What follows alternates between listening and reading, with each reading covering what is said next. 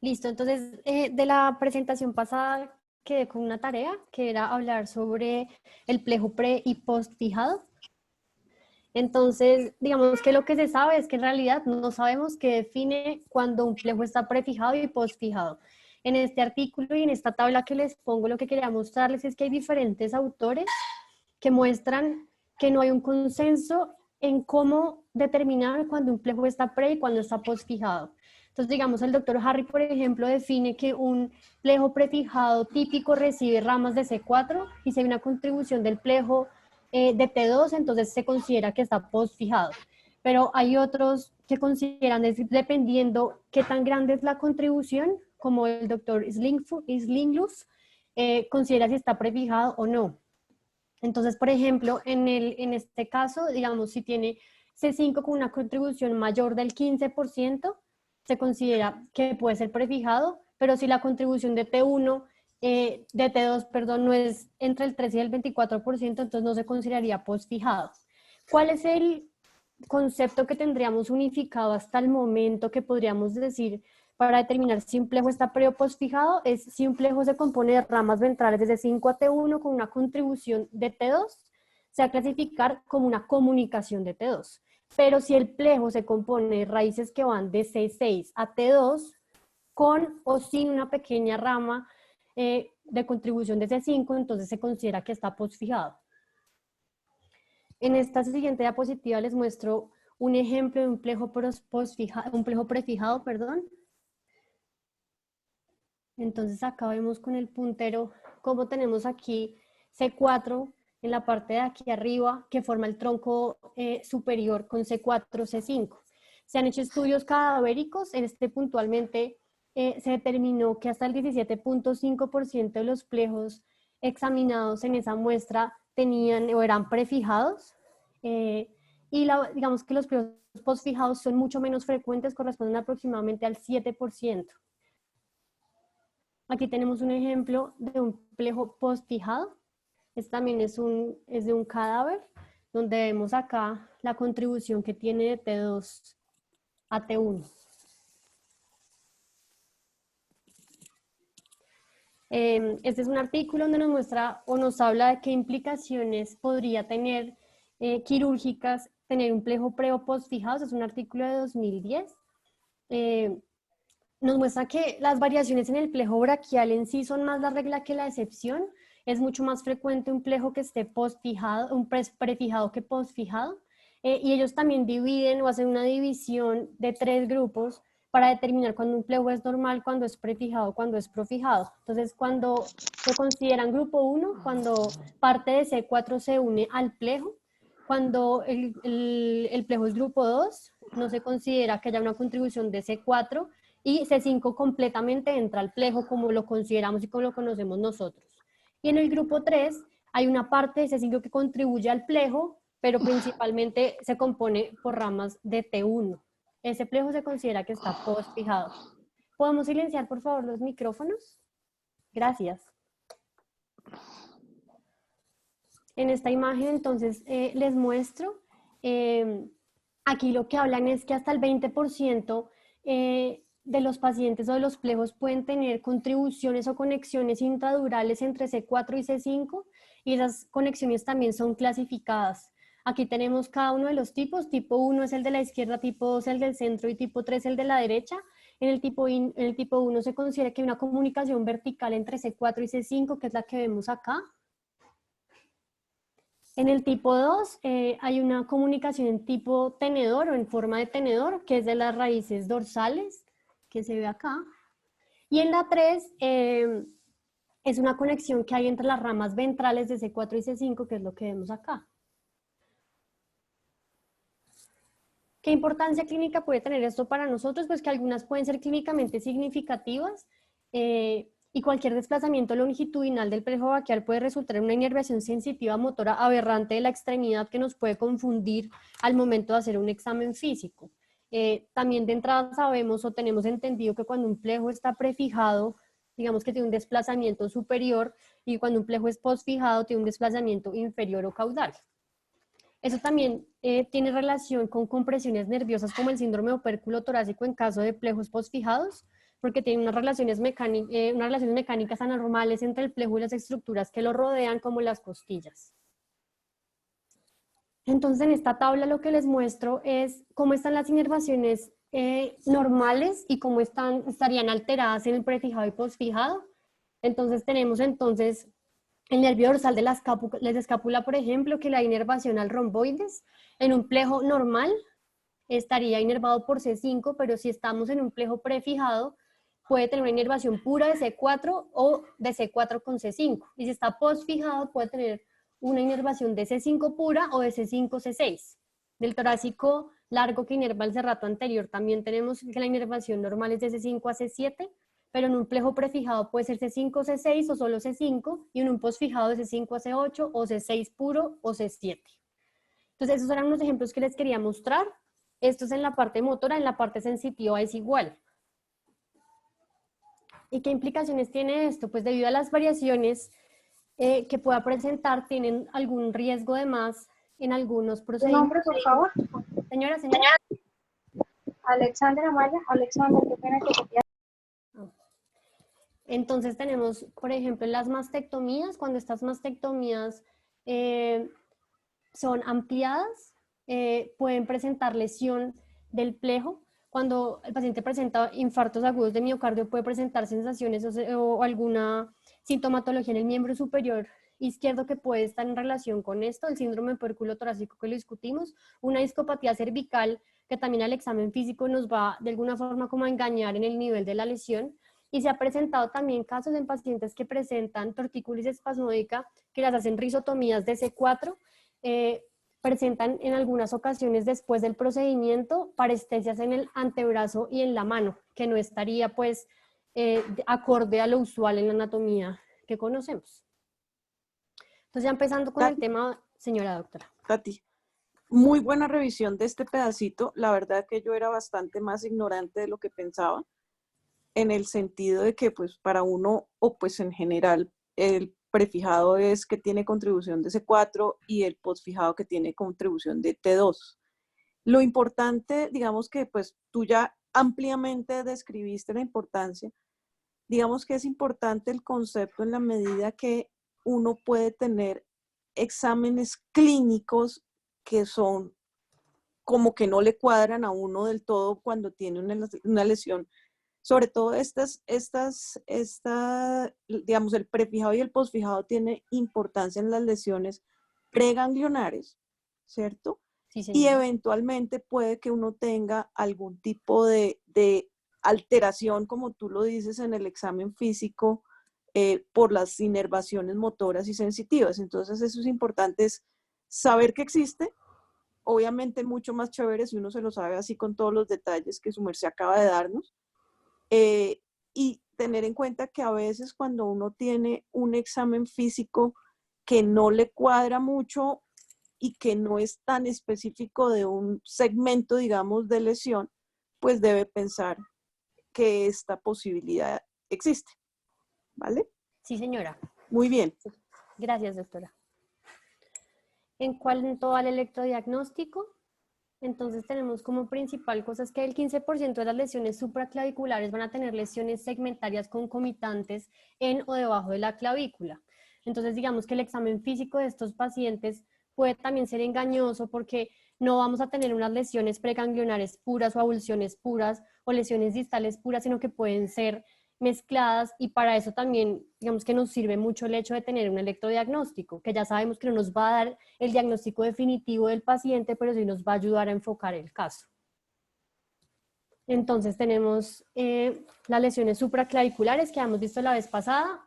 Repito este pedacito es porque esto es clave para nosotros poder diferenciar entre pre y postganglionar. Entonces, si tenemos los paraespinales que están inervados por DC5 a T1, cerrato anterior DC5 a C7 y romboides desde C5. Entonces, si en los exámenes de electrodiagnóstico tenemos que un romboides está normal, de alguna forma nos va a descartar una lesión de C5, así como que si un cerrato anterior se encuentra normal, nos va a guiar el diagnóstico o a descartar una lesión de C5 a C7. Para empezar a hablar de electrodiagnóstico, digamos que hay unos conceptos que tenemos que tener claros al principio. Estos son la latencia motora distal, la amplitud y la velocidad de conducción. Entonces, la latencia motora es el tiempo desde el estímulo que se le hace al paciente hasta la contracción muscular y está determinada por varias cosas. 1, por la velocidad de conducción del nervio, 2, por la unión neuromuscular y 3, por el músculo per se. La amplitud, que está determinada por el número de fibras musculares que se encuentran activas, y eso varía de acuerdo a la intensidad del estímulo, la impedancia y la temperatura de la piel. Y la velocidad de conducción proximal, que está determinada por la velocidad de la conducción de las fibras que son más rápidas y deriva de la distancia entre el sitio proximal y distal sobre la distancia de la latencia. Más adelante vamos a hablar más de eso. Con este les quería mostrar es que tenemos en una electromiografía normal, tenemos como un Tati, estándar, doctora. vas a hablar también de la parte sensitiva de las neuroconducciones, porque ahí veo que estás hablando de electromiografía. Sí, ¿Vas a señora. hablar también de las neuroconducciones sensitivas? Sí, señora. Voy a hablar de las Bueno, dos. muy bien, sigue. Listo, doctora. Entonces acá lo que les quería mostrar es que, digamos que hay una forma en la que nosotros nos podemos llegar a leer la electromiografía porque tenemos los músculos, las raíces de las cuales salen los troncos y los cordones, que viendo, digamos, esos cuadros nos va a ayudar a guiar hacia qué lado está el error o la falla o la lesión del paciente. Entonces, en neurofisiología tenemos la neuroconducción y la electromiografía. La neuroconducción se realiza en dos partes. La una es la parte motora y la segunda es la parte sensitiva. En el motor es útil pues para identificar más las lesiones del nervio distal. Ayuda a ver trastornos subyacentes o preexistentes como neuropatías y miopatías. No es tan útil cuando uno busca en un paciente que ya tiene un músculo que está enervado. Puede mostrar bloqueos de conducciones en lesiones incompletas y las amplitudes motoras en estas neuroconducciones en un valor pronóstico que lo vamos a ver un poquito más adelante. Y en cuanto a lo sensitivo, nos puede ayudar a localizar el nivel y la gravedad de la lesión. Es esencial para determinar si la lesión es de la raíz es pre o es postganglionar. Y en la electromiografía también tenemos pues, un papel importante porque nos va a ayudar a mirar la localización y la clasificación de la lesión del paciente. Entonces empezamos con la electromiografía.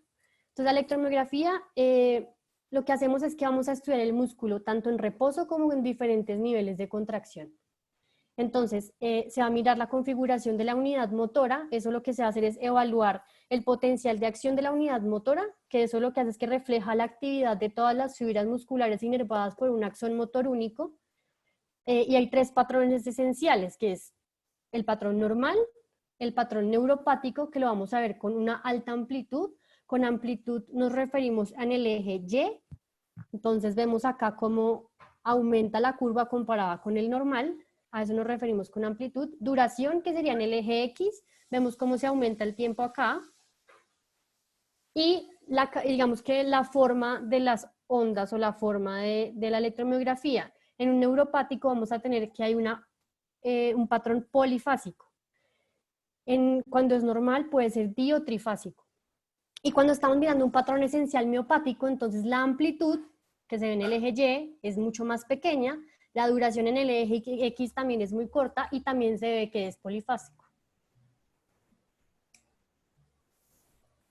Para hablar de eso también tenemos que empezar por lo más pequeño, que es la unidad motora. La unidad motora se define como un cuerpo celular de neuronas motoras, el axón y todas las fibras musculares que la inervan. Cuando una unidad motora está intacta va a tener formas de onda, como les dije ahorita, di o trifásica, como esta, 1, 2 y 3. Y polifásica cuando hay alguna forma de lesión o algún proceso patológico. También hay otras ondas que podemos ver en la electromiografía que se llaman los potenciales nacientes, que son unidades motoras que son polifásicas que indican que hay una regeneración axonal.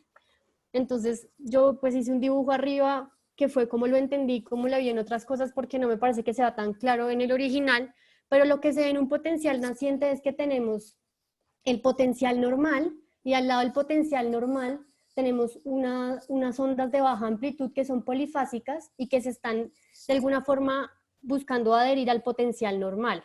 Esto es clásico de una regeneración axonal en proceso. Ese potencial y esa duración pueden ir cambiando a medida que pasa el tiempo, pero en general son de duración amplia. Y también tenemos otro patrón que es el brote colateral terminal.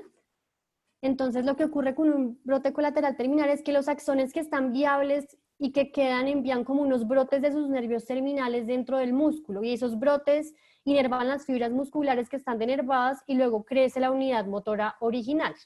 Entonces, electrofisiológicamente la apariencia es la de una unidad motora diotrifásica con una cola polifásica, que es lo que vemos acá. Tenemos una unidad motora normal acompañada de una cola que es polifásica. Entonces esto nos hace pensar que hay una lesión nerviosa que está incompleta y que hay unidades motoras restantes que están viables. No representa per se que haya una regeneración axonal, necesita crecer una corta distancia y se identifica más o menos en 1 o 2 meses posterior a la lesión, pero nos habla que todavía hay unidades motoras que están vivas.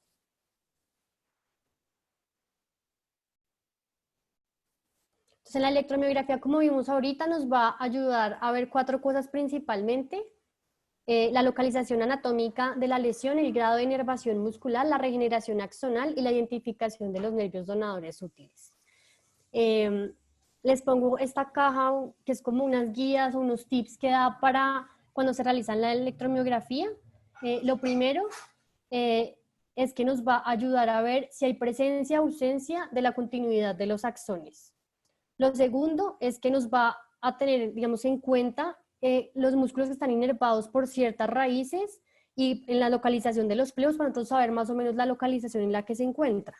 Y no debemos olvidar que pues hay variaciones en el plejo, como lo hablamos ahorita, que nos pueden confundir al momento de hacer la interpretación de los exámenes. Entonces, cuando hablamos de las neuroconducciones, al principio les conté que tienen 2 partes, una parte motora y una parte sensitiva. En la parte motora, que es el componente motor del potencial de acción, lo que nos ayuda a mirar es si tenemos una lección axonal completa, una ruptura o una avulsión en principio. Entonces, ¿cómo se van a ver las ondas cuando hay una posible avulsión o una ruptura completa? Vamos a tener unas ondas agudas positivas con unas fibrilaciones y ausencia de unas uniones motoras volitivas. Digamos que el concepto de volitivo no es tan fácil de entender, pero se refiere a la preparación activa de las unidades motoras. O sea, su respuesta depende del valor motivacional del estímulo en un momento dado. O sea, también tiene que haber algo de motivación del paciente para poder realizar, y eso también se mide con las neuroconducciones motoras. Hay una cosa clave, y es que no podemos olvidar que en la neuroapraxia puede ser clínicamente similar, y los hallazgos en las neuroconducciones motoras pueden ser similares a los de una ruptura y una avulsión completa, pero la diferencia es que no van a tener fibrilación. Eso es una diferencia muy importante. Y cuando tenemos la parte sensitiva, que se conoce como SNAP, que es el componente sensitivo del potencial de acción, tenemos varias posibles opciones. Una es que tengamos una avulsión preganglionar, entonces tenemos unas amplitudes sensitivas normales con una pérdida completa de la sensibilidad. Aquí les tengo que hacer una aclaración, y es como recordar un corte axial de la médula. Cuando tenemos unas avulsiones de la raíz, eso se producen proximales al agujero, pero generalmente evitan el ganglio de la raíz dorsal. O sea, la lesión es preganglionar. Por lo tanto, las amplitudes sensoriales van a seguir siendo normales porque el impulso es aferente y alcanza a llegar hasta el ganglio de la raíz dorsal. Es por eso que si tenemos una avulsión preganglionar, la amplitud sensitiva va a ser normal, porque la aferencia está buena y va a llegar hasta el ganglio de la raíz dorsal, pero ese paciente no va a sentir nada. Eso es patognomónico de una avulsión sensitiva. Cuando tenemos una lesión postganglionar intra o extraforaminal, la amplitud de esta curva va a estar reducida y el paciente no va a tener respuesta sensitiva. Y cuando es una lesión mixta, la amplitud reducida no va a descartar un componente preganglionar. En la tabla de la derecha les muestro cómo se puede, digamos, estudiar las lesiones sensitivas de acuerdo a la raíz. Es importante saber que no es confiable el nervio sensitivo cutáneo braquial lateral que es dado por el axilar, que sería el único que es exclusivo de C5. Tendríamos que examinar el cutáneo antebraquial lateral, que es C5, C6, y después examinar C6 para mirar si hay lesión o una posible lesión de C5 o no. ¿Eso fue claro? ¿O lo repito? Repítelo, Tati, que no entendí bien.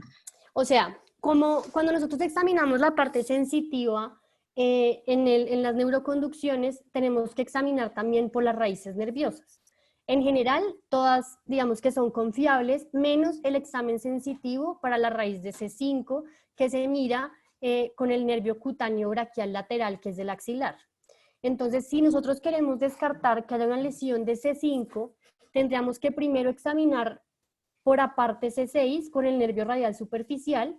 Si el nervio radial superficial está bien, ahí sí procederíamos a hacerle el examen del cutáneo antebraquial lateral, que está inervado por C5 o C6. Si hay una lesión o una alteración ahí, significa que muy seguramente esa lesión es de C5 y no de C6, porque C6 solo está bien. No Entendido. podemos examinar C5 solo. Katy, Señora. una cosa, es importante tener en cuenta y acordarse que los dermatomas son una cosa. O sea, acuérdense que usted en los dermatomas ve los muñequitos y cada dermatoma tiene un nivel sensitivo, ¿cierto? Sí, señora. Y otra cosa es cada uno de los nervios. Entonces, es importante tenerlo en cuenta, pues, porque están relacionados, pero para la neuroconducción se necesita que el electromiografista o el neurólogo o el que sea que haga el examen, primero, pues sepa qué está haciendo, y segundo, que cada uno de los nervios, como tú dices, los esté evaluando separadamente, independientemente de los dermatomas. ¿Sí? Sí, señora. Sí, señora, toca por separado muchos y para poder tener, digamos, una aproximación diagnóstica clara. Este siguiente cuadro de imagen que les traigo es una foto que tomé de un video de la doctora McKinnon de la Universidad de Washington, y me parece clave es porque nos muestra las neuroconducciones que vimos ahorita. ¿Cómo lo vamos a ver? Digamos que ya han resumido lo que les expliqué, cuando hay una avulsión, cuando hay un estiramiento y cuando una avulsión con estiramiento, o sea, una lesión mixta. Entonces, cuando tenemos una avulsión del nervio, cuando estamos examinando las neuroconducciones en la parte motora, no vamos a tener ningún hallazgo, no vamos a encontrar nada. Pero cuando hay una avulsión, recuerden que la parte sensitiva se va a ver normal. El paciente no va a sentir nada, pero el examen de neuroconducciones sensitivas va a estar normal. Cuando tenemos una lesión por estiramiento, entonces el CMAP nos va a mostrar es que no hay nada, que no se va a marcar nada en la neuroconducción y tampoco se va a marcar nada en lo sensitivo en el SNAP. Y cuando tenemos una lesión que es mixta, vamos a tener que no vamos a grabar nada en el CMAP y va a estar reducida la amplitud de las neuroconducciones sensitivas. Eso es, digamos, que clave para recordar cuando nos toque leer neuroconducciones. Encontré también un algoritmo que nos puede ayudar a guiar el diagnóstico cuando encontramos alteraciones en el electrodiagnóstico. Entonces, lo primero que nos preguntan es, ¿tenemos o no una reducción de la amplitud? Si hay una reducción de la amplitud, también hay una latencia prolongada. Si esto es verdad, tenemos que descartar que el paciente tenga una lesión desmielinizante o una lesión axonal severa. Si la amplitud está reducida y además la latencia no está prolongada, lo más probable es que este paciente tenga una lesión axonal. Cuando la amplitud no está reducida, tenemos que mirar si las latencias distales están prolongadas o la respuesta es dispersa. Si esto es verdad, hay una lesión desmielinizante. Si eso no es verdad, hay que mirar la amplitud proximal, si se reduce o no. Cuando se reduce más del 50%, mirar si la velocidad disminuye, y ahí también nos va a hacer el diagnóstico, nos va a guiar hacia una lesión desmielinizante o un bloqueo de la conducción. Y si separamos, eso también es una foto del video de la doctora McKinnon, ella divide las lesiones nerviosas en cuanto a favorables y no favorables y potencial de recuperación o no. Entonces tenemos que una lesión tipo 1, tipo 2 y tipo 3 en general tienen un pronóstico favorable. En estos pacientes vamos a encontrar que tienen fibrilación positiva y además que tienen un potencial de acción de la unidad motora. Recuerden que la fibrilación muestra que hay una alteración, que algo pasó y hay una lesión. Y en las lesiones más graves, que son las tipo 5 y las tipo 6, que no tienen un pronóstico favorable, vamos a encontrar que el paciente va a tener fibrilaciones, pero no va a tener un potencial de acción de la unidad motora. Entonces, ese paciente no tiene potencial de recuperación y a ese es el que muchas veces de entrada uno puede considerar operar. Tati, cuando hablas de los grados, ¿estás hablando de la clasificación de Sunderland? Sí, señora. ¿Y les queda claro a los demás cuál es la clasificación de Sunderland? Recuerden que es la de neuropraxia, Entonces, axonotmesis, neurotmesis. sí, pero entonces son 5 tipos, recuerden. La tipo 1 es una neuropraxia. Tipo 2 es axonotmesis, es decir, una lesión axonal. Tipo 3, 4 y 5 ya son lesiones mayores. La 5 es la que está sobada, o sea, que está, digamos, funcionalmente cortado, que es la neurotmesis. Y la 3 y la 4, que son las que uno casi no se acuerda porque no se relacionan directamente con las 3 que uno se sabe que son neuropraxia, axonotmesis y neurotmesis. La tipo 3 es una axonotmesis con lesión endoneural y la tipo 4 es una que tiene adicionalmente lesión perineural. Yo no sé si quedó claro, pero es así. Y la 6 es la modificación de McKinnon, que es mixta, que uno puede tener diferentes estadios en el mismo nervio. Sí, pero yo creo que aquí cuando habla, es que aquí ella pone 6 y 5, pero yo creería que es 4 y 5. Que se le fue Yo creo que lo puso al revés. Porque, sí, porque es que realmente, digamos, esa clasificación de McKinnon no la tiene sino ella, y no la Sí. entiende sino ella. Pero es que ese video es de McKinnon, entonces por eso me atrevo a pensar que tal vez sí lo puso a Sí, puede propósito ser. y dejó el 4 Sí. volando. Sí, sí, es mejor dicho, acuérdense que hay 2 clasificaciones, una que es la de Sunderland, que es la que tiene 5 tipos, más el de McKinnon, y otra que se llama Seddon, que es como la clásica que uno se sabe. La de Seddon es neuropraxia, axonotmesis y neurotmesis. Y la de Sunderland es tipo 1 es neuropraxia, 2, 3 y 4 corresponden a axonotmesis y 5 ya es neurotmesis. Y se supone que la 6 según McKinnon es mixta, pero es que McKinnon dice hoy una cosa siempre y a los pocos meses, años, se retracta. Entonces, eso yo creo que es mejor no pararle muchas bolas a esa señora, aunque es una berraca. Pero bueno, espero que haya quedado claro. Igual, la verdad no he estado pendiente del chat. ¿Hay alguna pregunta hasta ahora? Es que no sé si ya llegó Jorge, está enredado. Listo, no, está bien. Listo, doctora. Bueno, entonces esta siguiente es un poquito más difícil de explicar, pero es para que cuando tengan ustedes un reporte de electromiografía, digamos que se fijen mucho en ver 2 cosas principalmente. Entonces, la primera es este cuadrito azul que habla de la fibrilación. Entonces, si ustedes ven que un paciente tiene un músculo, tiene fibrilación, eso significa que hay una lesión axonal que está activa. Entonces, por ejemplo, si vemos, digamos, ¿cuál? Veamos este. Entonces tenemos el abductor pollici. Vemos que tiene fibrilación, o sea, tenemos una lesión axonal que está activa. Y después venimos a mirar los potenciales motores, miramos la duración, la amplitud, todo, y miramos si dice normal o si dice que está alterado. No tiene nada, no hay respuesta de nada. O sea, ese nervio no está funcionando. El nervio, en este caso, sería el mediano, que ya le pone acá, mediano out. Y lo otro que también tienen que verificar, si la unidad motora, si hay una alteración sin fibrilación de la unidad motora, significa que hubo un problema, pero que ya se está recuperando. Entonces, por ejemplo, en el flexor digitorum profundus, vemos que todavía tiene fibrilación, pero vemos que en la unidad motora tiene moderado aumento en la duración, moderado aumento en la amplitud.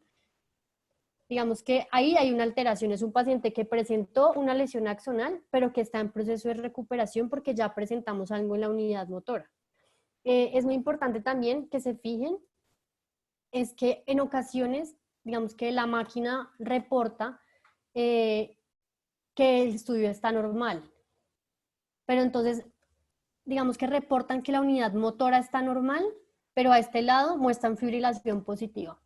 Siempre que vean que existe fibrilación, significa que hay alguna alteración. Algo pasa. No puede pasar que un músculo en la unidad motora se encuentre normal y que tenga fibrilación. No existe esa asociación. Y ahora entonces empezamos con el tratamiento, ya teniendo y habiendo visto cómo se hace el diagnóstico electromiográfico y neuroconducciones, miramos entonces el tratamiento. Entonces la elección del procedimiento va a depender tanto de la extensión y el tipo de la parálisis, el tiempo desde la lesión, las lesiones asociadas que presenten y cuál es el mecanismo de trauma del paciente. Entonces, esto lo vimos la vez pasada, pero lo pongo para recordar, y es que tenemos algunas presentaciones comunes cuando tenemos un paciente que tiene alguna avulsión. Eso nos debe hacer prender las alarmas para que nosotros pensemos de entrada que tiene una lesión preganglionar. Entonces, un paciente con un síndrome de Horner o un paciente que tenga una escápula alada, un paciente que tenga un déficit del romboides o que se vea en la radiografía de tórax una lesión en el diafragma, nos debe hacer pensar que una lesión alta, que una lesión que es una avulsión, una lesión preganglionar, y eso ya de entrada nos marca una pauta. Entonces empezamos mirando, ya sabiendo cómo se ven las lesiones en el electrodiagnóstico, tenemos que ver entonces cómo diagnosticamos y cómo tratamos una lesión en el tronco superior. Estos pacientes van a tener debilidad en los músculos que están inervados por C5, C6, reflejo del bíceps y el brachioradial se va a estar disminuido o ausente. En cuanto a la sensibilidad, va a haber una pérdida de la sensibilidad en la porción lateral y proximal del brazo, en la región lateral de la mano, entre el primero y el tercer dedo, y en la región lateral del antebrazo.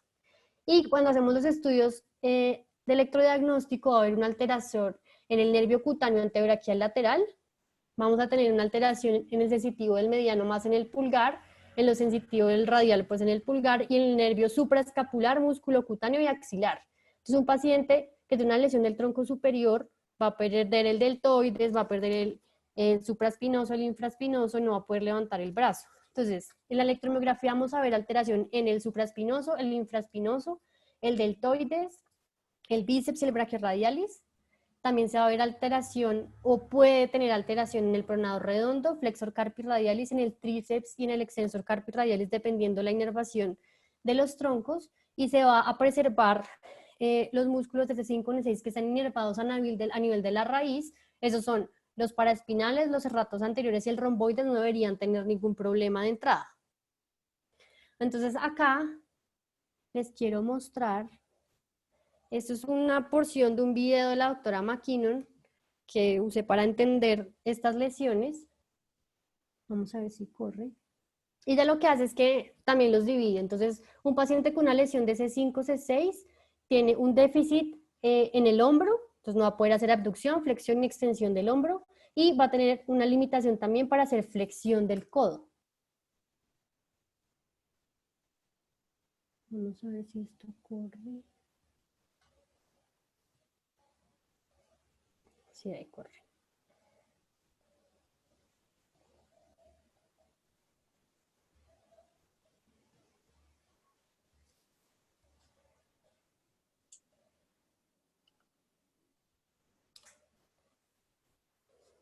Bueno, y de ahí nos va a mostrar una tabla que es la que se muestra a la izquierda, que ahorita se va a agrandar. En esa tabla lo que hacen es que juntan varias cosas. Entonces, se ven en la parte de arriba los troncos, las raíces de C5, C6, C7, C8 y T1, y vemos en rosado lo que se ve afectado en C5, C6. Entonces vamos a tener alteración en el deltoides, en el bíceps, en el brachioradialis, supraespinoso, infraespinoso, en el supinador, en el brachioradialis, y lo que se ve en naranja, que también tiene contribuciones de C7, entonces puede tener alguna alteración o no. Por ejemplo, el flexor carpi radialis, el extensor carpi radialis, el extensor digitorio comunes. Y de aquí ya nos vamos a ver cuáles son las posibles opciones de tratamiento, que igual las vamos a ver más a profundidad también más adelante.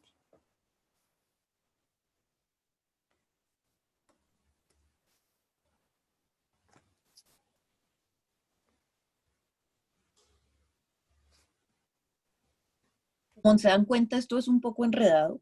Sí, es que se traba. Entonces, No, bueno, pero para un segundo el video si quieres. El punto es que es Ya. importante dos cosas cuando uno está, sobre todo, a mí me toca cada vez que veo un paciente con una lesión de plejo, ver el muñequito que Tatiana nos mostró la vez pasada, que es donde uno coge músculo por músculo y raíz por raíz y todas las cosas y va evaluando qué es qué. Y segundo, este cuadrito que yo no lo conocía, que nos acabas de mostrar, pues creo que lo conocía diferente, pero específicamente este no lo había visto nunca. También, o sea, hay que tener herramientas aparte porque a uno la cabeza le juega malas pasadas. Entonces es muy importante tener en cuenta que uno no tiene por qué sabérselo todo. Uno tiene que saber qué se examina, cómo se examina, hacer un examen cuidadoso y juicioso de arriba para abajo, de abajo para arriba, como ustedes quieran, pero completar, digamos, para mí son claves los muñequitos o sea, el muñequito del examen físico le dice a uno muy claramente por dónde debe empezar, porque si uno no sabe antes de pensar en alguna opción reconstructiva, como ya nos va a mostrar Tatiana, no es posible no es posible llegar a una opción reconstructiva si uno no sabe que está lesionado. Entonces, ese pedacito me parece importante y pues no está mal que uno no se lo sepa, excepto que uno tuviera una clínica de plejo braquial donde viera pacientes de plejo braquial todos los días, 3 y 4 y 5 pacientes, pues de pronto ahí estaría mal no sabérselo. Pero pues en sitios como el nuestro, donde los plejos braquiales son ocasionales, pues uno necesita acordarse con el muñequito porque no lo tiene, digamos, a flor de piel para conocer, digamos, cada detalle, ¿vale? sí, señora. Y ella, de acuerdo al nivel de la lesión que vimos ahorita, que es C5, C6, da unas opciones reconstructivas. Más adelante les voy a mostrar que hay muchas opciones diferentes de reconstrucción, pero pues aquí les muestro las que, digamos, que prefiere pues la doctora McKinnon o de acuerdo a la lesión del paciente, cuáles usa. Entonces, señora. Un segundito, Tati, porque es que creo que no sé si eso ya ha quedado completamente claro. Las opciones reconstructivas son, yo diría que son más o menos 3. Una es hacer exploración del plejo y buscar hacer una reparación directa en lesiones agudas, ¿cierto? Sí, señora. 2 es hacer transferencias de nervio, o 3 es hacer transferencias tendinosas. Entonces, cuando uno tiene una lesión preganglionar, que es una lesión que está, ya saben, casi que intramedular, ¿cierto? Es intramedular. Uno no tiene ninguna razón para meterse a explorar el plejo. ¿Por qué? Pues porque no va a haber nada que uno pueda hacer con los troncos, porque ya la lesión está más arriba. Entonces, cuando es una lesión preganglionar en general, uno ya debe empezar a pensar en hacer transferencias de nervio más distales, ¿sí? Dependiendo de la lesión que tenga el paciente, del nivel que tenga la lesión. Cuando uno tiene una lesión postganglionar por avulsión, ¿cierto? Ahí eventualmente uno podría pensar en hacer reconstrucciones que incluyan como puentes de nervio de la parte sana de la parte sana proximal a la parte sana distal, ¿sí? Pero obviamente si es una lesión por avulsión postganglionar, tampoco tiene uno mucho que hacer porque el nervio como tal está mal. Entonces ahí, esa es la otra. Y la otra que es cuando uno realmente tiene derecho y tiene la obligación de explorar el nervio son las lesiones cortantes. Por ejemplo, el tipo que le dan su puñalada en el cuello, que normalmente son lesiones postganglionares y son cuadros agudos, y esas son las que se exploran en agudo, ¿sí? Y obviamente la otra opción es las transferencias tendinosas, pero uno digamos que deja las transferencias tendinosas para más adelante cuando ya haya hecho todas las cosas, digamos, propias de arriba del plejo, No sé si fui clara. Sí, señora. Lo otro que también se explora agudo son las lesiones por misiles. Pues yo sé que acá no es que tengamos tantos misiles, pero heridas por arma de fuego, si es de bajo calibre o alto calibre, si es de bajo calibre en principio no se explora de entrada, pero si es una lesión de alto calibre, uno debería explorarlo de una vez. Esa es otra indicación. Y esa yo no me la sé. A ti, hola, perdón que llegué.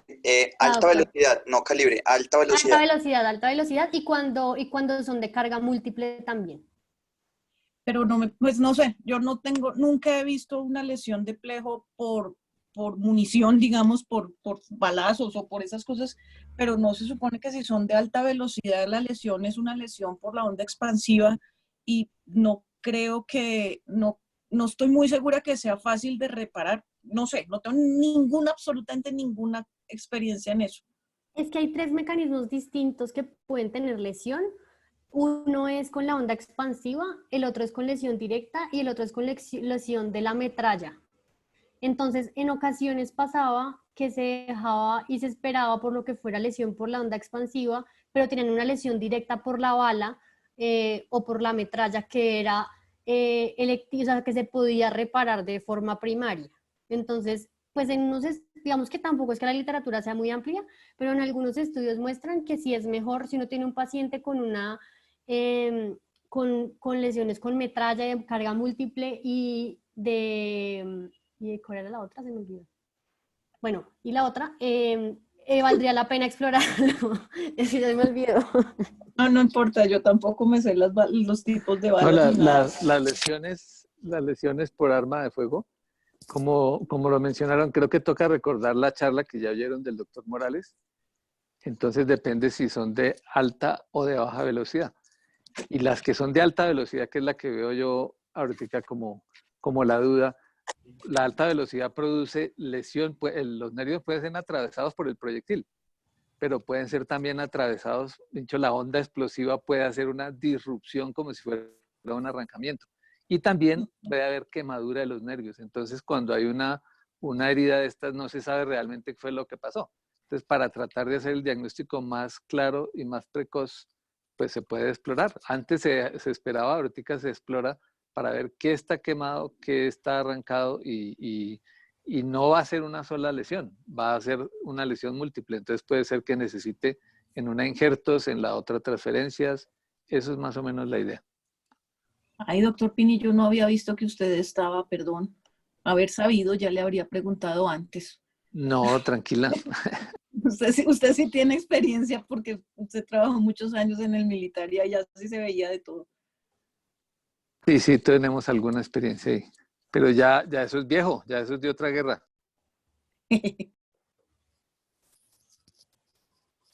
Bueno, entonces en las regiones, en las partes reconstructivas C5, C6, ella recomienda para suplir ese déficit en el hombro, usar el nervio que va para la porción medial del tríceps, también se está descrita para la porción larga del tríceps o el pectoral medial, y se transfiere al nervio axilar o se neurotiza al axilar. También se usa el nervio espinal accesorio, el más se usa es para hacer una transferencia al supraescapular. Con eso digamos que uno deja chuleado el déficit del hombro. Para mirar el déficit del codo, para la flexión del codo, se usa el flexor carpi radialis y el flexor carpi ulnaris. Ahorita más adelante les explico la técnica. Hay una técnica que es doble y una técnica que es simple, pero a grandes rasgos es que cuando se usa la simple, se usa en general flexor carpi radialis y flexor carpi ulnaris, y estos se van a neurotizar con el bíceps y con el brachialis para tener flexión del codo. Y ellos hablaban también de la sensibilidad del pulgar, pero decía que en general esperaba un tiempo que se recuperara lo demás, porque a veces lograba recuperar algo de sensibilidad y no era necesario hacer nada, pero a veces usaba el nervio del tercer espacio de la mano y darle sensibilidad al pulgar. Vamos a ver si esto pasa. Entonces ahora tenemos las lesiones de C5, C6 y C7. Entonces ya vimos C5, C6. Entonces tiene el déficit del hombro, el déficit del codo, pues para la flexión del codo. Pero asociado a esto también va a tener una limitación para la extensión del codo, para la extensión de la muñeca y de los dedos y para la pronación por el flexor carpi radialis. Entonces, cuando pasamos a ver la tablita que les mostré ahorita, además de tener el déficit de C5, C6, le agregamos, digamos que al color rosado, lo que está dado por C7. Entonces ya no tenemos flexor carpi radialis, extensor carpi radialis, extensor digitorum communis, y hay unos nervios también que vamos a tener con una zona gris porque tiene una inervación doble de 2 raíces que nos puede dar o mostrar que tienen alguna déficit o limitación sin pérdida de la función. Y ahí entonces vamos a las opciones reconstructivas que ella nos da. Para el hombro y para el codo, digamos que es lo mismo que les mostré ahorita. Para la extensión del codo también va a usar nervios intercostales que se van a usar para hacer una neurotización con la cabeza medial del tríceps. Para la pronación se usa el flexor digitorum superficiales y se hace una neurotización al pronador redondo. La función de la mano dice que la deja para después también, para mirar qué queda y si se pueden hacer unas transferencias tendinosas. Cuando hay una lesión del tronco inferior, tenemos entonces que, bueno, se forma a partir de C8T1 y esas lesiones van a involucrar todos los músculos con inervación cubital, músculos con inervación del mediano en C8 y en T1, el flexor largo del pulgar, el pronador cuadrado y los músculos intrínsecos de la mano, y los músculos con inervación radial de C8 como el extensor del índice, el extensor de los dedos y el extensor carpi ulnaris. Este paciente entonces, ¿qué va a presentar? Va a tener una debilidad para el agarre por debilidad de los músculos de la mano, va a tener una incapacidad para flexionar completamente los dedos y el pulgar y una debilidad parcial de la extensión de los dedos y de la muñeca. Vamos a tener que no va a tener alteraciones en sus reflejos y va a tener anormalidades sensitivas tanto de la porción medial del brazo, del antebrazo y de la mano, como del dedo anular y el meñique. Además va a tener alteraciones sensitivas dados por los nervios cutáneo antebraquial medial, sensitivo del mediano para el anular y sensitivo del cubital para el meñique y el nervio cutáneo cubital dorsal. Tenemos también las lesiones de C8 y de T1. Estos pacientes van a tener unos déficits en la flexión de los dedos, en los intrínsecos tanto inervados por el mediano como por el nervio cubital. Entonces, cuando miramos el cuadrito de la izquierda, tenemos que estos pacientes van a tener pues todos los intrínsecos alterados, el flexor pollicis longus, el flexor digitorum superficiales también. Y el manejo en estos pacientes pues también va a ser diferente porque ya las lesiones es una lesión de plejo baja. Ya va a correr al siguiente paso. Entonces acá las opciones reconstructivas que ella muestra son para recuperar la función del interoseo anterior. Entonces usa el brachialis, puede usar también el supinador o el extensor carpi radialis.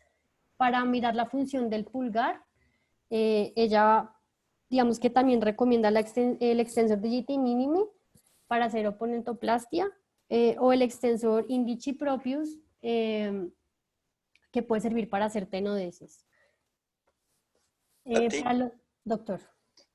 Pero aquí es importante como enfatizar que puede ser un poquito más benigno estas lesiones del tronco inferior porque uno puede hacer, como bien lo dice la doctora, o transferencias tendinosas o transferencias de nervio. Sí, creo que en este momento es a decisión del cirujano porque los estudios demuestran, no sé si usted lo tiene más adelante, pero los estudios demuestran que inclusive son iguales. La única diferencia es el reentrenamiento cuando hay transferencias tendinosas. Pero yo creo que es probablemente una de las lesiones más benignas porque uno cuenta con más cosas para poder reconstruir la extremidad. No sé qué piensen los demás cirujanos. Lo que pasa es que a mí lo que me parece dificilísimo es las transferencias como tan específicas, porque digamos que aquí ella, o sea, lo que está mostrando Tati es, por ejemplo, en la parte de arriba a la derecha que dice que una rama del brachialis al interosseo anterior, una rama del extensor carpis radialis brevis para el interosseo anterior. Me parece que esas transferencias como tan específicas que toca sacar casi que la raíz, no la raíz, sino el fascículo con el explorador, ¿cómo se llama? Con el neuroestimulador, no me parece tan fácil porque es que la mayoría de músculos tienen unas inervaciones cruzadas. Entonces, si uno tiene la opción, es mucho más efectivo, digamos, o más, no tanto efectivo, sino más bien como más mejor, más predecible, digamos, una transferencia tendinosa si uno tiene un buen músculo para transferir. Yo no sé, doctor Pini, que usted sí tiene hartísima experiencia con las transferencias y esas cosas, ¿cómo ve este pedazo de la reconstrucción? No, pues las propuestas de esta doctora son muy originales y muy buenas, y es tratando de solucionar el problema de que la mano no es solamente que doble y estire, porque toda la coordinación, uno puede reemplazar la flexión de los dedos, la oposición del pulgar, pero toda la coordinación que veíamos cuando vimos flexores y extensores, esa coordinación fina entre la musculatura de los interóseos, los lumbricales y todo, no se logra nunca con una reparación, digamos, con una transferencia. Entonces, si es posible que le llegue la inervación a todos los músculos, pues eso es una maravilla, y eso es lo que ella ha estado buscando y tratando de hacer. Pero lógicamente es una cirugía mucho más difícil, es más fácil y digamos hasta cierto punto más predecible las transferencias, ¿no? Creo que tan pronto uno debe como dominar las transferencias, y cuando ya domine las transferencias tendinosas bien, pues empezar a hacer esto, que son cosas artísticas. A mí me parece que son cosas artísticas, Sí, son. porque es hacer la disección de la rama nerviosa que va para tal y transferirla muy precisamente. No mucha gente lo hace, ¿no? No, Ella ha trabajado muchísimos años sí. y está tratando de hacerlo. Yo creo que es un proceso que todavía estamos en evolución de aprenderlo, pero la idea es fantástica. Sí, es cierto. Pero me parece difícil. A mí no me parece tan Claro, sencillo. es difícil. Ok, gracias, doctor Pini.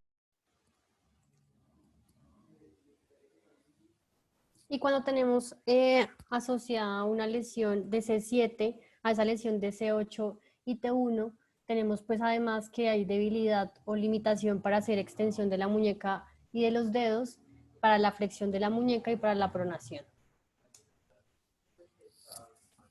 También tenemos entonces las lesiones que involucran todo el plejo, pues este paciente va a tener una debilidad en toda la extremidad superior, excepto en la función del romboides de los músculos serratos anterior. Hay una pérdida sensitiva generalizada y los reflejos van a estar disminuidos, ausentes en toda la extremidad. Bueno, esto ya lo va a pasar. Tenemos entonces también las lesiones del cordón lateral. A este nivel provocan debilidad de los músculos de C6 y C7 inervados por el mediano, entonces el pronador redondo y el flexor carpi radialis, el bíceps braquial, sus reflejos van a estar disminuidos, el reflejo del brachiorradial y del tríceps va a estar normal, y una pérdida sensitiva que ocurre en la porción lateral del antebrazo y de la mano correspondiente al dedo pulgar, al índice y al medio. En la electromiografía pues va a tener alteración en el bíceps, en los músculos del antebrazo que están inervados por el mediano, en la preservación en los músculos inervados por el mediano más distalmente, como el flexor largo del pulgar y el músculo de la mano inervados por el mediano.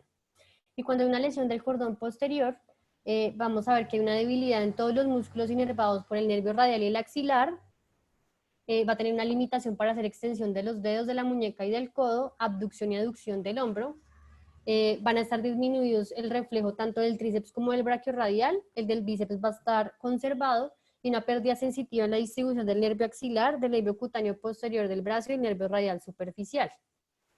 En el examen de electrodiagnóstico va a tener, en la parte sensitiva radial va a estar anormal, en la parte motora va a defender pues de la gravedad de la lesión y de la pérdida axonal, en la parte motora del mediano y el cubital va a estar normal, y en la electromiografía va a haber alteraciones en los músculos que están inervados por el radial, en el deltoides, en el redondo menor y en el dorsal ancho.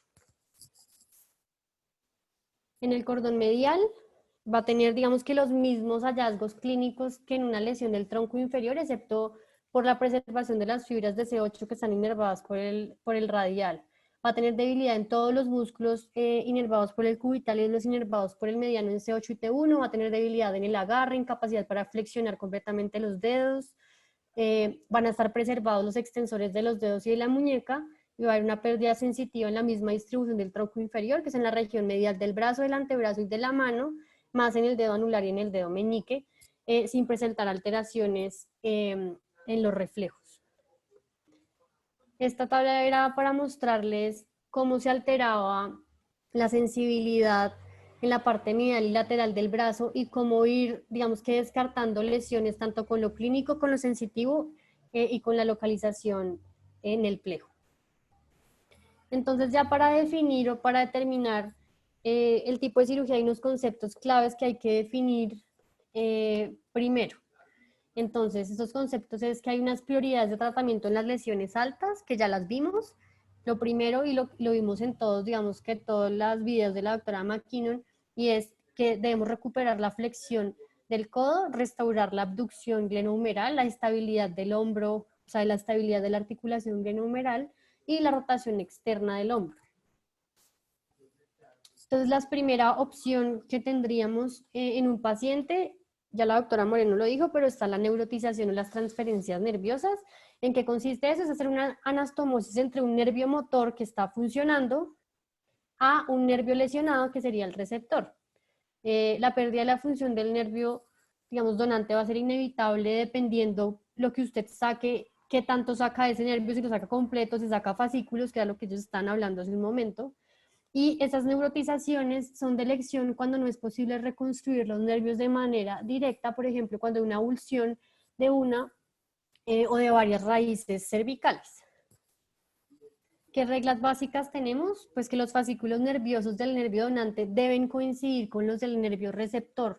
Uno debe tratar, pues eso no siempre se va a poder hacer, pero uno debe tratar de que el número y el tamaño de los fascículos nerviosos sea similar. Y la función, ¿a qué me refiero con la función?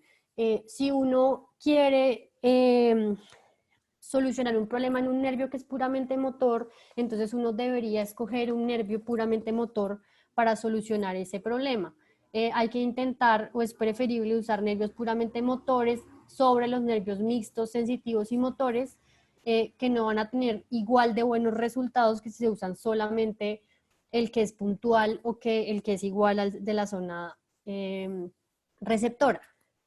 El nervio a neurotizar debería estar preferiblemente localizado cerca del nervio donante, porque eso disminuye el tiempo de inervación y la atrofia muscular, y la función del nervio donante pues no va a ser antagonista a la del receptor.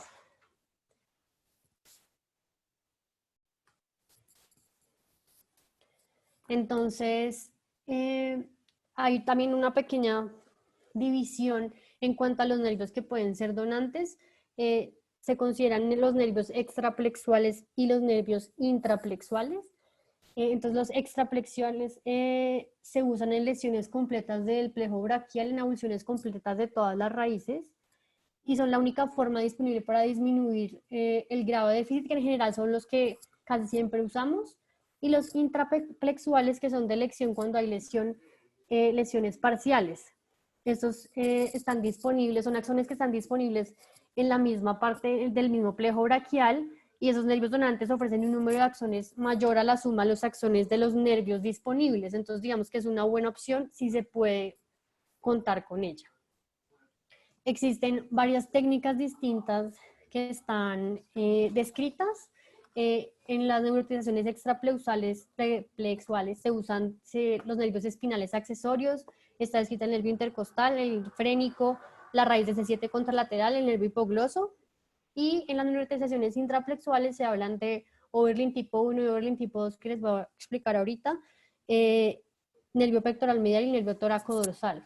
No voy a hablar de todas las técnicas quirúrgicas, sino voy a hablar como de las más usadas.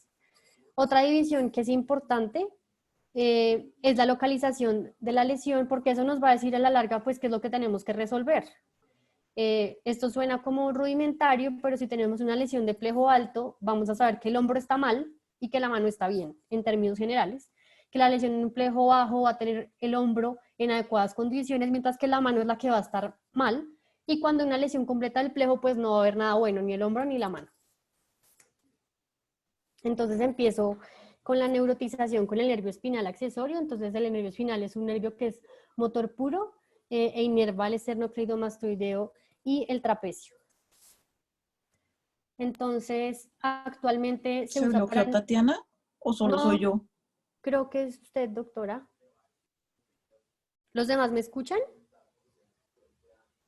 Sí, señora. Sí, sí. Muy bien.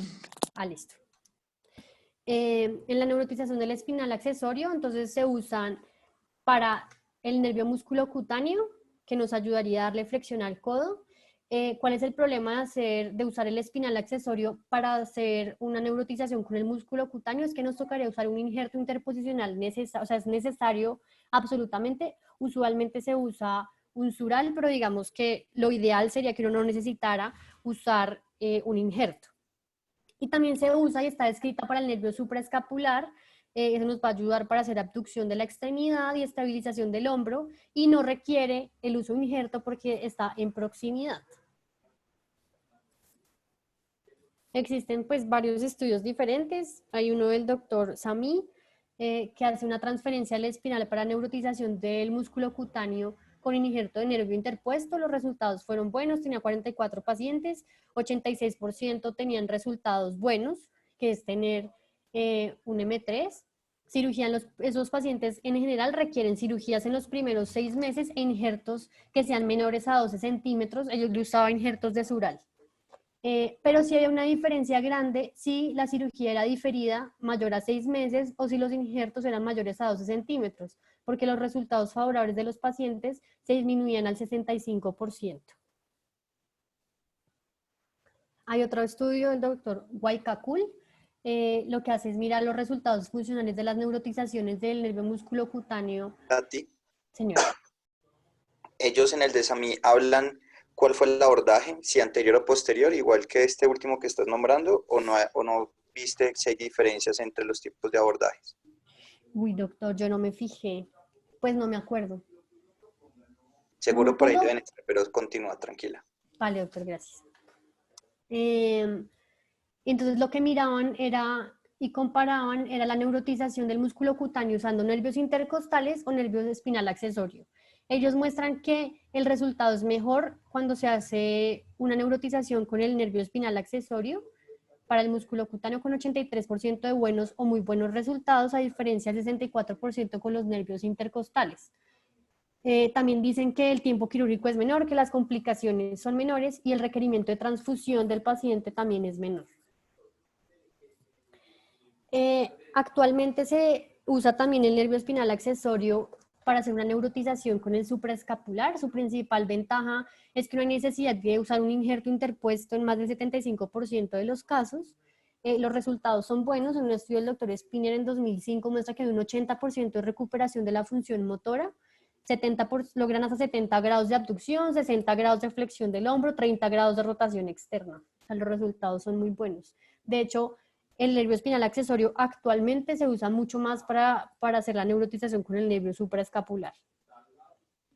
Entonces, bueno, acá hablaba de los abordajes, pero esto no lo vi en los artículos otros, sino en el del doctor Sousa. Están descritos 2 abordajes, el abordaje anterior y el abordaje posterior. En el abordaje anterior se hace una incisión transversa 1 centímetro por encima y paralela a la clavícula, se identifica el nervio en el margen superolateral del trapecio. Hay que hacer una confirmación con estimulación, con electroestimulación, y el nervio se sigue hasta su rama distal, se divide, se transpone y se sutura con el nervio supraescapular. En el abordaje posterior hacemos una incisión transversa sobre la espina de la escápula.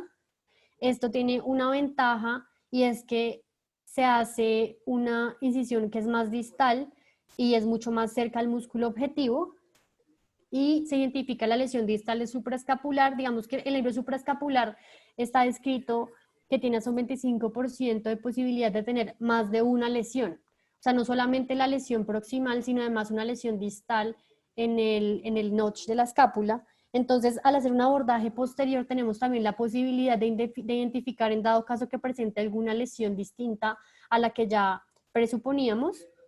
Y la disección dicen que es mucho más segura que la lesión por la disección por el abordaje anterior.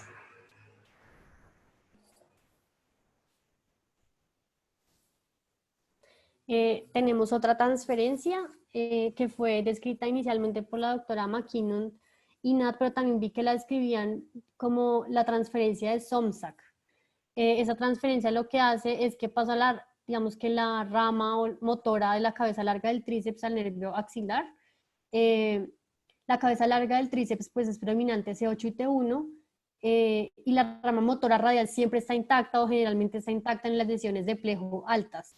Entonces lo que se hace es que se usa la rama de la cabeza larga o la cabeza medial y se hace una neurotización a la rama anterior del nervio axilar para inervar la parte anterior y medial del deltoides. La pérdida funcional en general es mínima para el tríceps porque se compensa además con las otras dos cabezas que tiene. Tati. Doctor. El doctor Somsack fue el primero que lo describió, que él es tailandés. Okay. Y la doctora McKinnon lo que hizo fue modificar la transferencia porque Somsack utiliza el medial o el interno y como ustedes saben es estabilizador del codo, entonces la doctora Susan McKinnon empezó a utilizar la lateral, pero es una variación no más. Ah, ok. Gracias, doctor. Es que no me quedaba claro porque en unas partes aparecía que era descrita por ella y en otras por el doctor Somsack. Gracias. Y acá los que les quería mostrar es una foto de un cadáver donde lo que hace es que diseca y muestra. Entonces se muestra en la flecha, yo creo que acá tengo el puntero, sí. Entonces acá se ve el nervio radial, este es el nervio que va para la cabeza larga del tríceps y esta es el nervio que va para la cabeza medial del tríceps. Y ahí es donde uno logra identificar cuál es cuál y cuál va a usar para su neurotización. A ti, devuélvete. Doctora. Devuélvete un segundo. Explícame en esa imagen dónde está el brazo, dónde está la cabeza, qué es anterior y qué es posterior. Asumo que es un abordaje posterior en el espacio triangular atrás para buscar las ramas, pero no sé dónde está el brazo. ¿El brazo estará a la izquierda o a la derecha? Yo creo que el brazo está, o sea, el brazo está aquí hacia acá, hasta el anterior. Yo creo que esto es distal y esto es proximal. Ok. Y que es anterior y que es posterior, pues estamos viendo de posterior a anterior, pero no sabría más.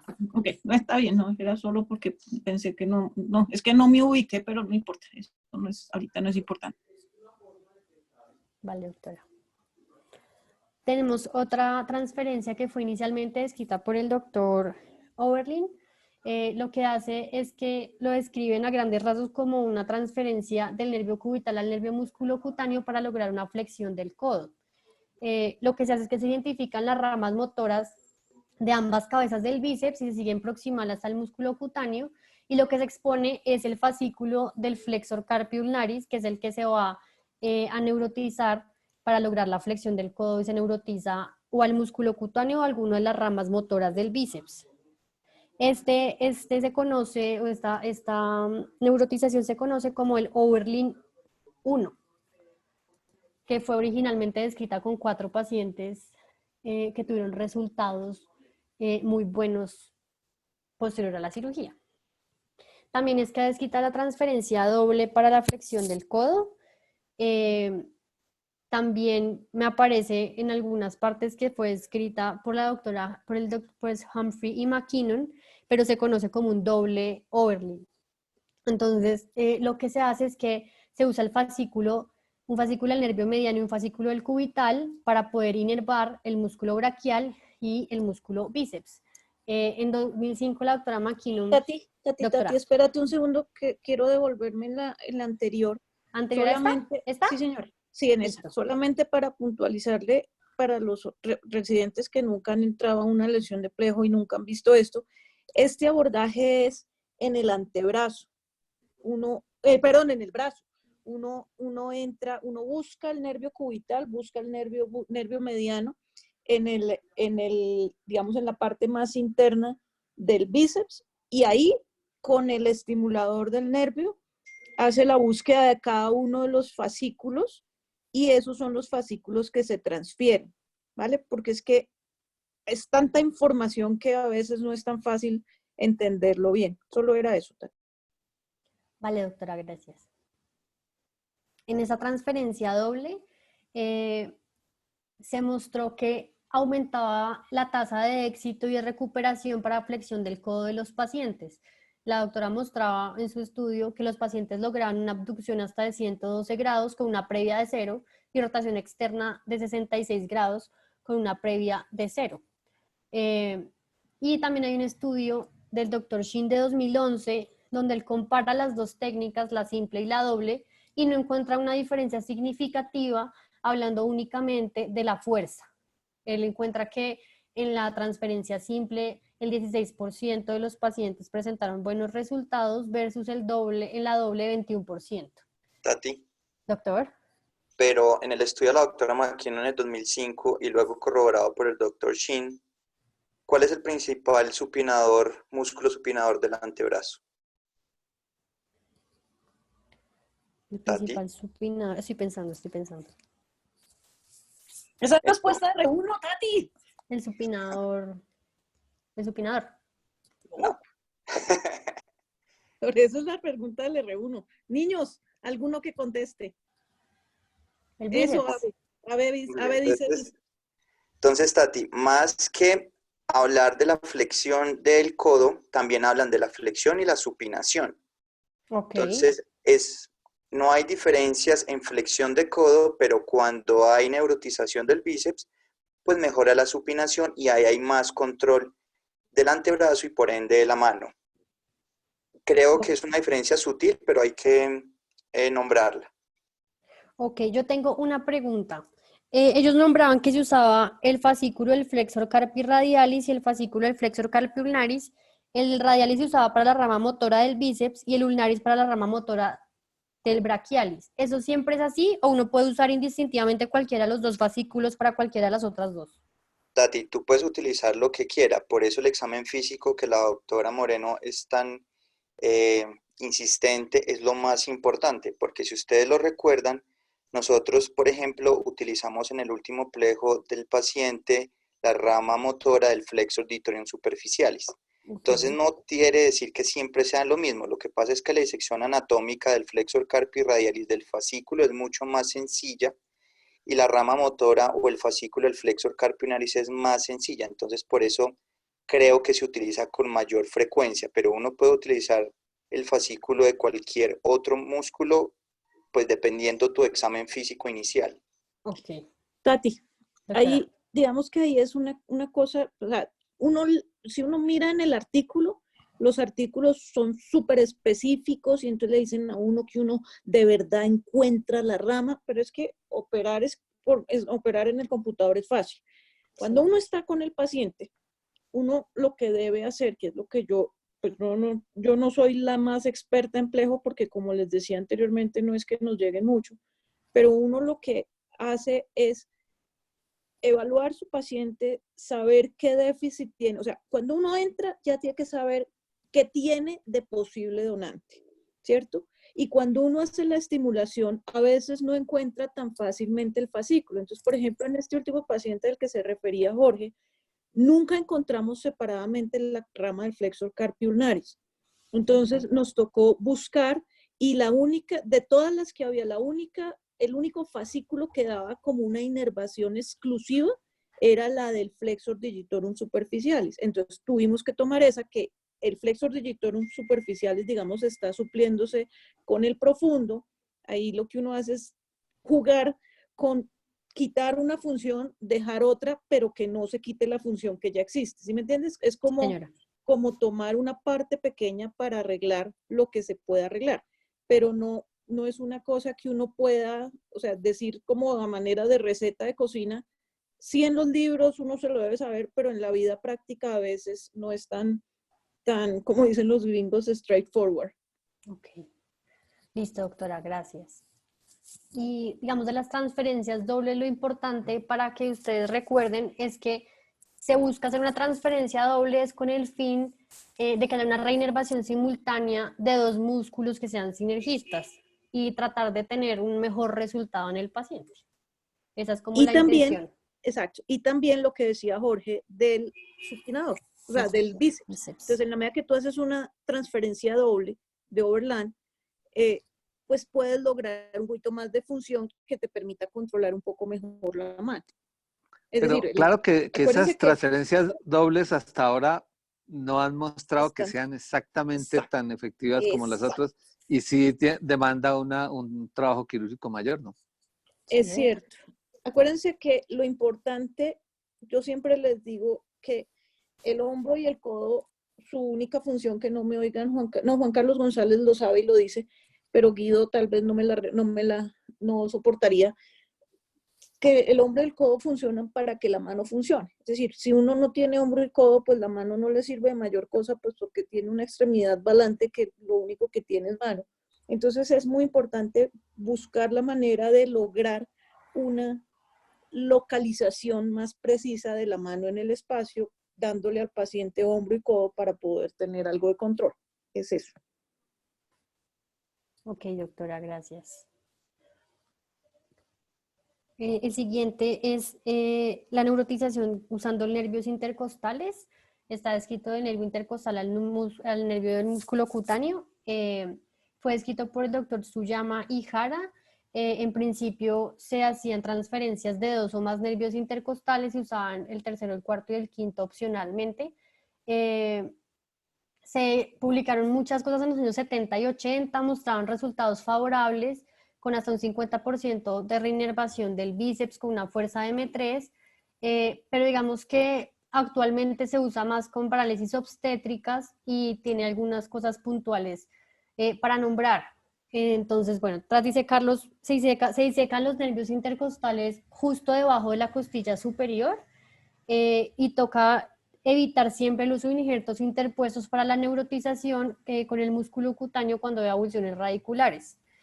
Hay que tener en cuenta que los axones de cada nervio intercostal se reducen en un 10% cada 10 centímetros de longitud, a medida que va inervando en su recorrido la musculatura inspiratoria. Entonces, si se hace una disección muy distal, lo que se hace es que se va a perder contenido axonal, mientras que si se hace más proximal, uno va a tener mayor contenido de axones y le va a servir mucho más para su neurotización.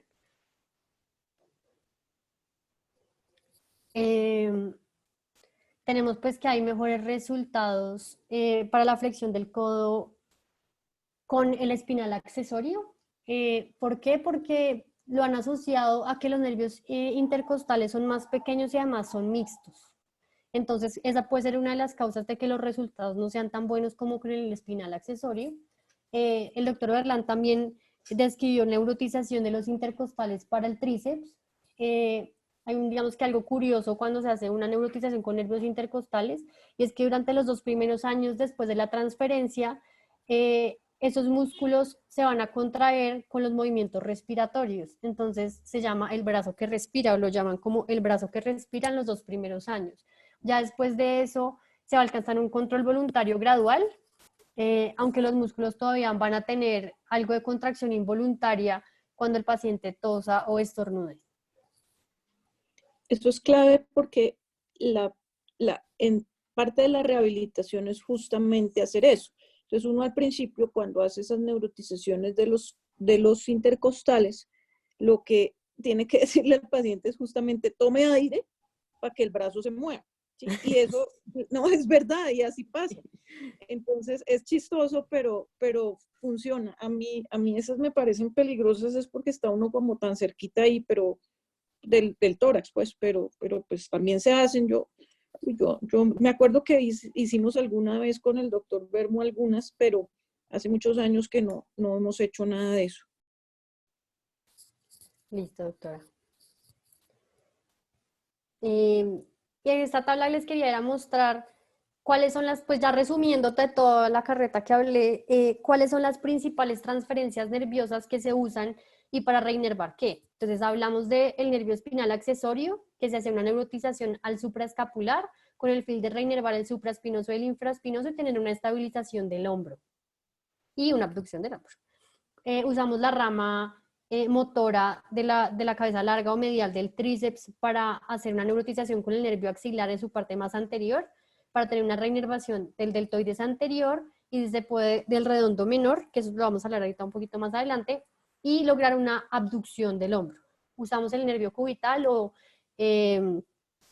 fascículos cubitales para hacer transferencias al músculo cutáneo para lograr reinervación del bíceps y lograr una flexión del codo. Y también tenemos las transferencias dobles, de fascículos dobles, para reinervar tanto el braquial como el bíceps y lograr la flexión del codo. También hay descritas técnicas varias para hacer reparación de lesiones extensas de C5 a C7 con o sin lesión de C8. Esta la voy a pasar rápido porque ya lo nombramos, pero inicialmente el paciente, como vimos en la exposición anterior, pues se miraban cómo estaba la aproximación diagnóstica del paciente, mirar si tenía signos de reinervación o no, hacer los estudios de electromiografía y de neuroconducciones, mirar si el paciente tenía signos de avulsión de la raíz. Eso se da por ausencia de tinelo, alguna imagen que veamos que nos indique esto. Cuando ya consideramos que el paciente debe ir a un procedimiento quirúrgico por una lesión de raíces altas, el paciente le queremos recuperar el hombro y el codo o la flexión del codo. Ellos usan transferencias dobles. Para la extensión usan los nervios intercostales y para la función del hombro también usan la doble transferencia. Y hacen un espacio de tiempo entre 3 y 6 meses de esa cirugía para mirar si el paciente va a requerir una cirugía paliativa distal, ellos la nombran como cirugía paliativa distal de la muñeca y de la mano, mirar si tiene o no una función buena o débil del flexor carpi ulnaris y dependiendo de eso, hacer algunas transferencias nerviosas o tendinosas y mirar si el paciente tiene o no que ir a una fusión de la muñeca. Y 12 meses después de la transferencia nerviosa, volver a mirar cómo está el paciente y si requiere alguna cirugía paliativa para aumentar la función en el codo, para la flexión del codo o para el hombro. Tenemos entonces que para las lesiones por avulsión de plejo altas, ya habiendo visto todo, el doctor Bertelli hace una transferencia triple para los casos de avulsión. Tenemos entonces la que ya conocemos del accesorio espinal al nervio supraescapular, la rama motora a la cabeza larga lateral del tríceps para el nervio axilar y usa además los fascículos del nervio cubital para la rama motora del bíceps. En las lesiones de plejo bajas, lo que explicaba pues la doctora Moreno y el doctor Quintero, pues están descritas también usar el C7 IPSI o contralateral, pero se usa más en pacientes jóvenes en lesiones recientes. Se puede usar la rama motora del braquial para hacer neurotizaciones al nervio mediano o el cubital, la rama motora del brachiorradialis o el supinador para el interocio posterior y la artrodesis también siempre es una opción. También existen los injertos nerviosos que nombramos al principio. La función del injerto nervioso es puentear la brecha que se encuentre entre el sitio donante y el sitio receptor. Están descritos en estudios hechos en ratas que puede servir de neuroprotección y que previene la muerte celular de las neuronas motoras, más no las sensitivas. Nos puede servir en las lesiones con cortes nítidos para tener una mejor orientación de los neuroaxones. En general se usan, hay varios nervios que se pueden utilizar, pero el más frecuentemente utilizado es el nervio sural. También está la rama sensitiva del nervio cubital y el cutáneo antebraquial medial. Y lo último es pues como una parte de curiosidades y es qué hay de nuevo o qué se ha dicho últimamente para el manejo de las lesiones de plejo braquial.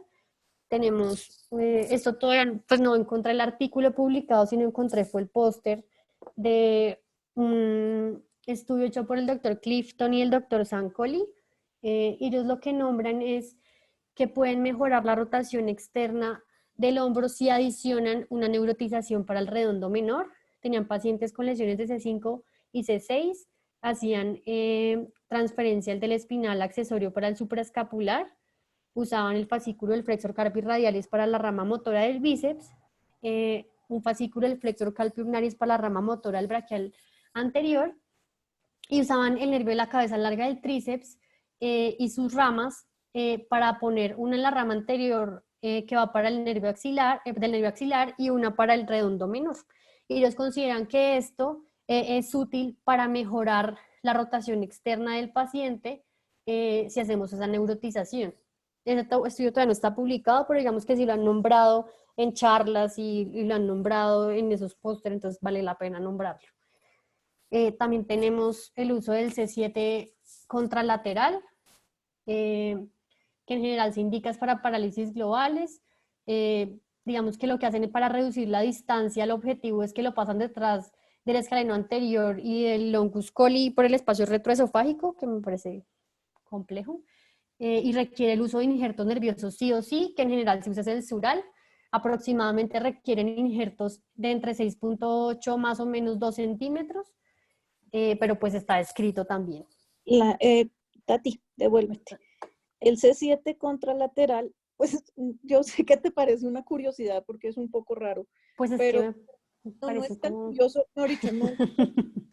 Me parece curioso porque me parece que el que se lo inventó es un teso y además un intrépido, pues meterse por allá en todo lo que es caro y bueno, pero lo usan harto, o sea, lo usan harto grupos serios como el grupo de la Clínica Mayo, muchos de los chinos y los japoneses que tienen tantísima experiencia con todas estas lesiones, lo usan. A mí me parece difícil y riesgoso, porque es que meterse a través del cuello y todo me parece complicado, pero pues no es tan curioso, sino que es difícil y creo que no lo usamos es en la medida que no tenemos experiencia y tenemos pocos casos, pero gente que tiene, como les decía, pacientes, o sea, los de la Clínica Mayo, el Alexander Shin, Allen Bishop y el doctor Robert Spinner tienen una clínica de plejo braquial donde ven 5 y 6 pacientes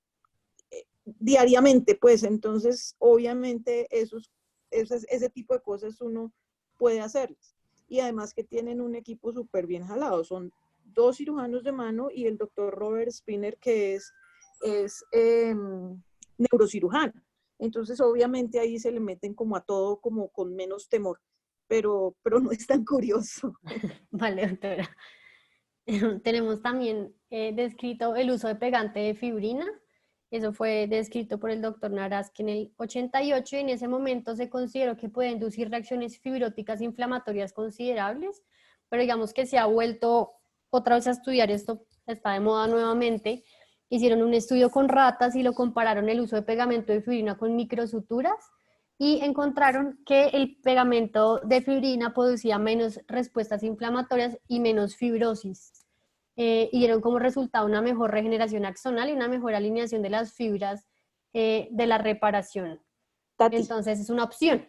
Sí, Tati, el pegante de fibrina cuando se inventó por allá en el 88 lo usaban como única alternativa, es decir, no hacían neurorafias, sino que usaban el pegante directamente. Obviamente ahí uno con el pegante uno no puede asegurar que los nervios queden en a posición, que queden perfectos fascículo con fascículo, etcétera, etcétera. Hoy en día lo que se usa, y se usa mucho, tampoco es tan curioso, es que uno hace la neurorrafia con unas suturas epineurales y sobre esa neurorrafia uno utiliza el pegante de fibrina.